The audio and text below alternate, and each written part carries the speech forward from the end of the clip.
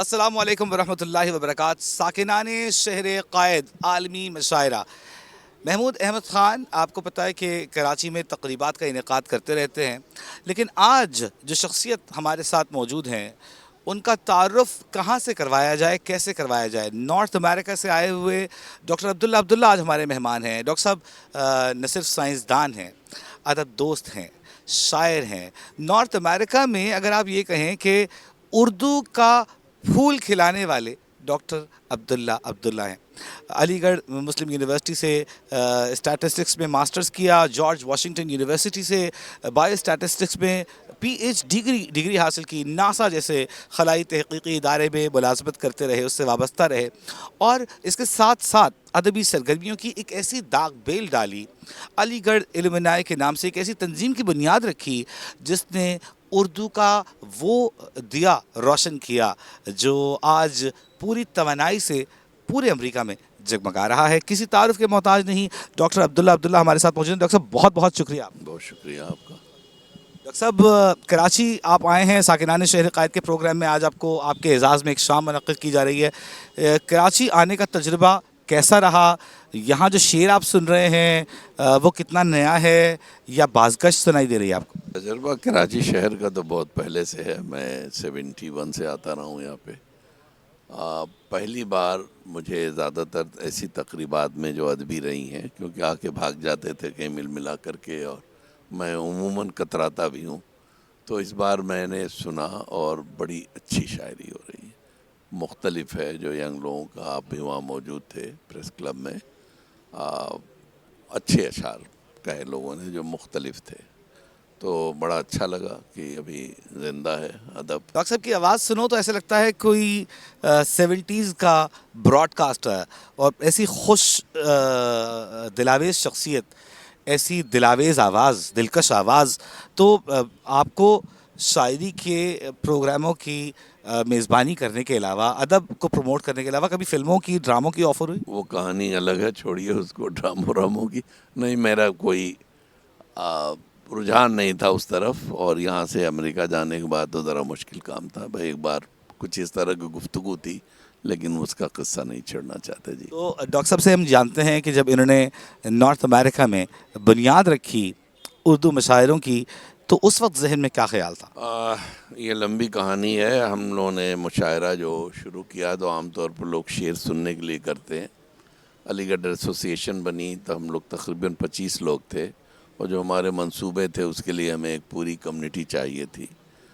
تو مشاعرہ جو تھا ہم نے ایک کمیونٹی کی تشکیل کے لیے کیا تھا، نہ کہ مشاعرہ صرف شاعری سننے کے لیے. کیونکہ ہماری اس میں یقین ہے ہمیں کہ جو ہماری سانجھی وراثت ہے، ہمارے فنون جو ہیں اس کی امین ہے، اور ان کے ذریعے ہم دلوں کو جوڑ سکتے ہیں. جو دراڑیں پڑ گئی تھیں 71 کے بعد ہماری ایسوسی ایشن بنی تھی، تو لوگوں کو ایک چھت کے نیچے لانے کے لیے، جہاں پل بھر کے لیے صحیح لوگ اپنے تمام جو اختلافات ہیں، چاہے وہ مذہب کے ہوں، سیاست کے ہوں، یا ادبی ہوں، یا کوئی بھی، اس کو بھول کر کے ایک چھت کے نیچے اکٹھے ہو جائیں. تو یہ ہمارا مقصد تھا، اور اس مقصد میں دھیرے دھیرے کر کے اللہ کے فضل سے ہم لوگ کامیابی ہوئی. پھر ہم ایک شہر سے دوسرے شہر گئے، دوسرے شہر سے تیسرے شہر گئے، اور آج شمالی امریکہ میں ویسے 17 شہروں میں علی گڑھ کی ایسوسی ایشنز بھی ہیں، لیکن پورے شمالی امریکہ کی جو ثقافتی زندگی ہے اس میں مشاعرے اس کا ایک اہم جز بن گیا. علی گڑھ اردو تمدن کا، اردو تہذیب کا ہمیشہ سے بہت بڑا علمبردار رہا ہے. لیکن ڈاکٹر صاحب نے جو مشاعرے شمالی امریکہ میں منعقد کروائے، اس میں کون سا بڑا نام ہے؟ احمد فراز ہوں، علی سردار جعفری ہوں، اور کون سا نام ہے جو نہیں ہے؟ ہم جانتے ہیں کہ جاننا چاہیں گے ڈاکٹر صاحب آپ سے کہ کن کن شعراء کو آپ نے مدعو کیا، اور کیسا احساس تھا وہ؟ جیسے آپ نے 2 نام لیے، کوئی بھی بڑا نام بجز جون ایلیا صاحب کے، جن کو ہم سنبھال نہیں سکتے تھے. صحیح بات ہے، اتنے بڑے شاعر تھے وہ. اور اختر الایمان صاحب جب آ رہے تھے تو ان کے 1-2 روز پہلے ان کو ہارٹ اٹیک ہو گیا. جوش صاحب اور فراق صاحب اس قابل نہیں تھے کہ سفر کر سکیں. باقی ان نیم اٹ، ایون انکلوڈنگ فیض صاحب ہمارے مشاعرے میں آئے. تو قطیر شفاعی آئے, حبیب جالب آئے, اب you name everybody was there, Shahryar تھے, ندی فاضلی تھے, جاوید اختر تھے, مطلب جو لوگ بھی تھے ہندوستان پاکستان میں بڑے بڑے نام. پیر دادا صاحب ہمارے کئی بار مہمان رہے اور بہت انسپائر کیا لوگوں کو.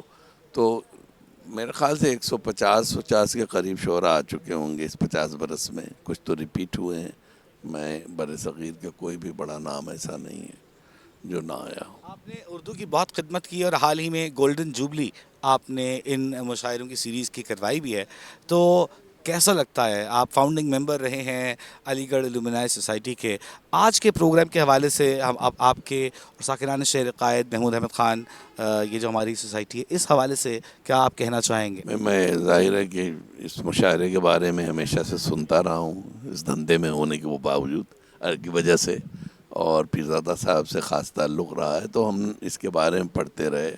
اور جو اس کا ولولہ, یہ بہت سی وہ یادیں تازہ کرتا ہے جو ہمارے بچپن میں مشاعرے ہوتے تھے کہ عشاء کی نماز سے شروع ہو کے فجر تک چلتے تھے.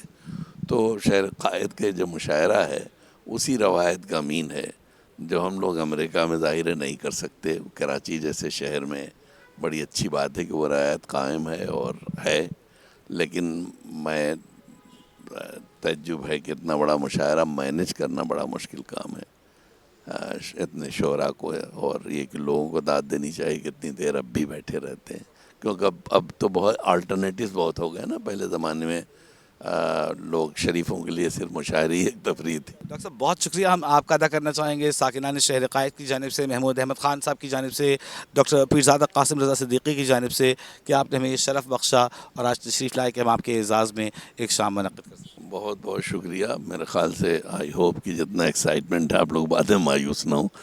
بہت شکریہ. بہت شکریہ جناب.